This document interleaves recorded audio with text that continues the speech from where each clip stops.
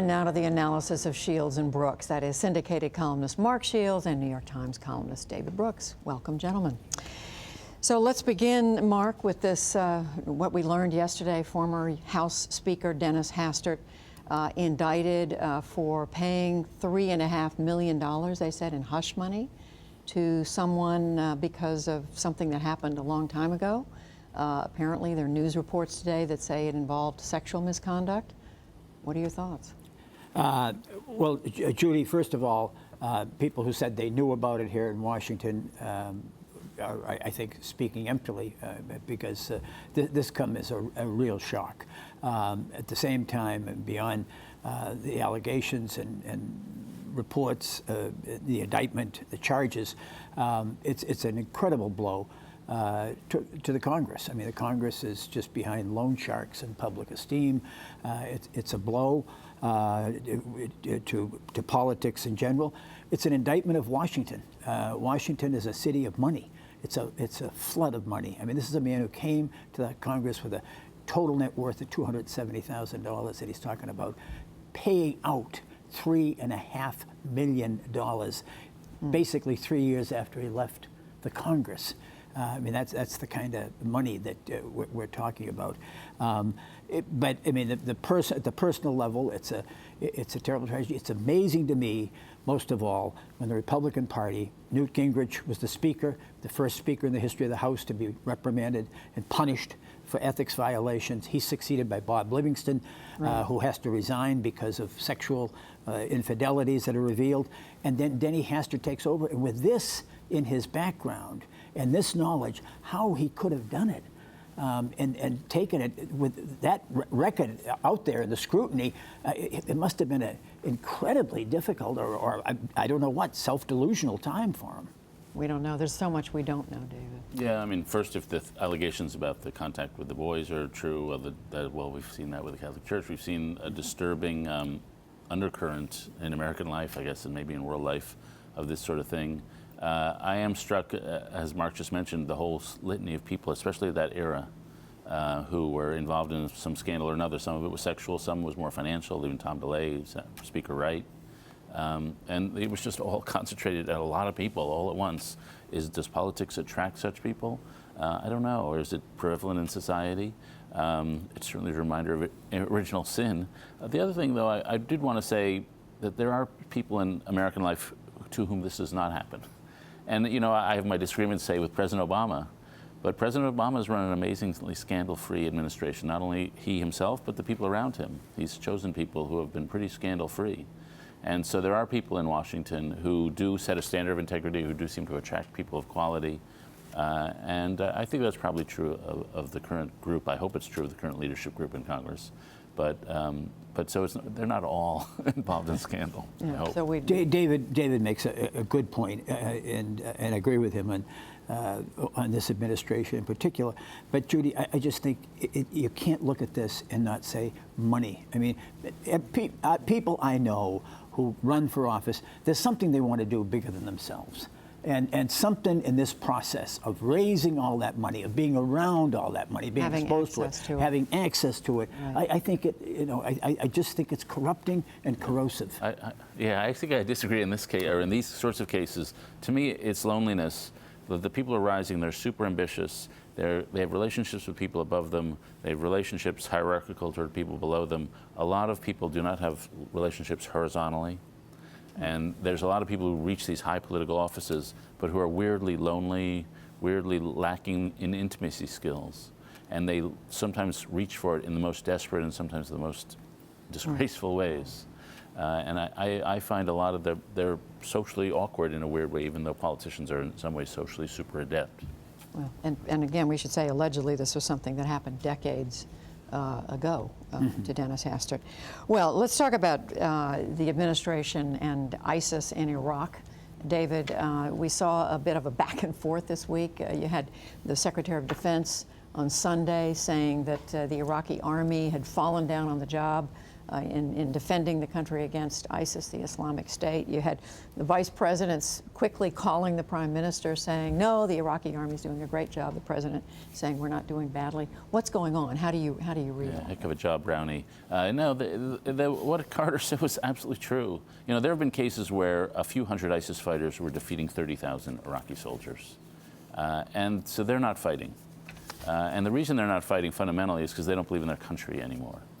We tried, and I give Joe Biden credit, he'll renounce it, but years and years ago, probably 2006, 2007, he had an idea for a loose federal Iraq.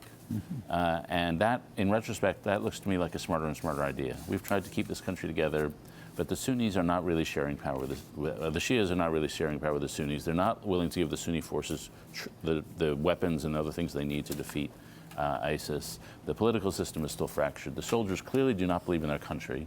The polling, do you feel like an Iraqi? That's collapsing.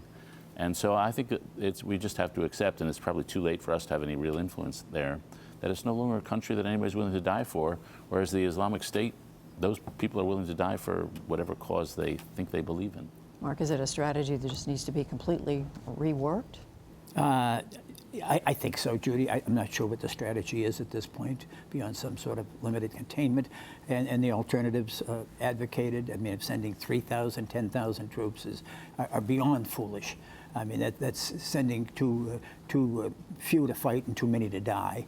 But beyond that, Ash Carter, the Secretary of Defense, reminds me of the great Turkish proverb that he who speaks the truth must keep one foot in the stirrup. I mean, he just spread the ugly truth, I mean, about what happened in Ramadi.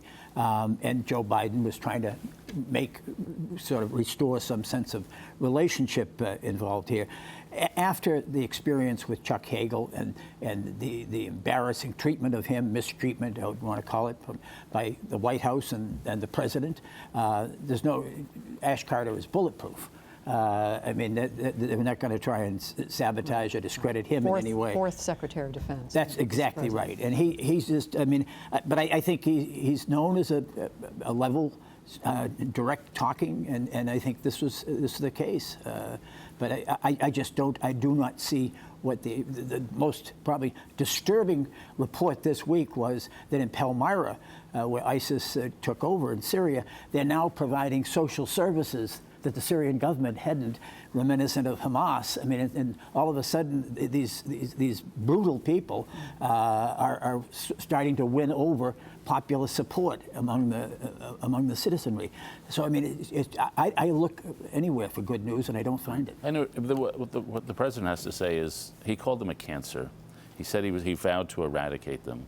And does he really think that's necessary, or does he think, well, we can learn to live with these people because we're not going to do anything too significant? We are having these bombing sorties against them, a couple thousand, but nothing, obviously not in any real way that's damaging. There have been a few minor victories here and there, but not in any way that's clearly setting them on their back foot. So I wish the president would clarify his policy. The policy is either going to be, we really think they're a threat and we're going to eliminate them, or we just don't care enough to do anything about them. And it's one of those two things, and he's sort of stuck in the middle, I would say, right now. I do think that Ash Carter was speaking for the military in this case. I mean, the military is very resistant to, I mean, these ideas of 3,000, 10,000 going in on some sort of a land enterprise again, I mean, as we did before. Well, you mentioned, Mark, this is becoming an issue in the campaign, and let's talk for a few minutes about 2016. 3 more candidates jumping into the race this week. Mark, the first one, 2 Republicans, Mr. Santorum, Mr. Pataki. Senator Santorum served the state of Pennsylvania, Governor Pataki in New York. How do they change the landscape here for the Republican contenders? Well, I mean, Rick Santorum finished second in 2012. He won 11 primaries and caucuses from states as diverse as Colorado and Minnesota to Mississippi and Alabama. But he did represent a little different view of Republicans, and that's sort of that blue-collar Republican. He's for increasing the minimum wage, most Americans are, but most Republican ideologues aren't.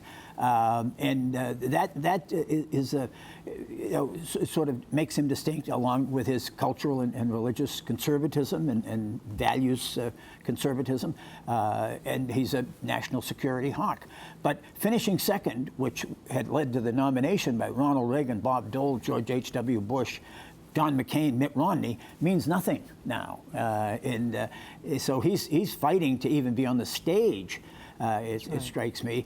But he's trying to assemble a coalition that looks an awful lot like the New Deal of Franklin Roosevelt. I mean, it's sort of cultural and blue-collar, conservative, and economic populist. And I'm not sure that that is assemblable, that's a word, in the Republican primary. You said it, we'll let it be a word. Okay. What about Rick Santorum? Well, he was a good campaigner, and he was a little John the Baptist style in that he was the first recent real working class, as Mark said, working class Republican. But now if you want a working class Republican, you got Scott Walker, you got Marco Rubio. And so he's the bigger fish are filling that spot. And that's been the story with him. He was second in a really weak field. Now the field's out stronger, and even the people who are working for him in places like Iowa have drifted off to other people. And so it's going to be hard for him to recapture the magic he had. The other interesting cases to me is Pataki. If ever there's a moderate Republican running, it would be nice to have a moderate Republican run, just to see what would happen. Yeah. Just to maybe pick up some votes here. How many moderate Republicans are out there? I suspect there are more than we think. Pataki, unfortunately, like Huntsman last time, is not the right messenger for that.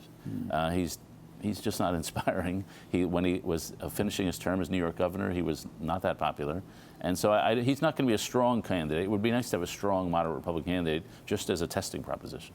20 seconds on Pataki. I mean, yes, on Pataki. Well, I mean, there's a tide in the affairs of men, which, and his time, if there was one, was 2008. You really have one bite at the apple. His bite was 2008, coming off of having been governor of New York for 3 terms after the 2001 9/11, having beaten Mario Cuomo. I mean, that was it. And I'm sorry, George, but that position is no longer available. We'll talk about Martin O'Malley next week. Okay. Mark Shields, David Brooks. Thank you.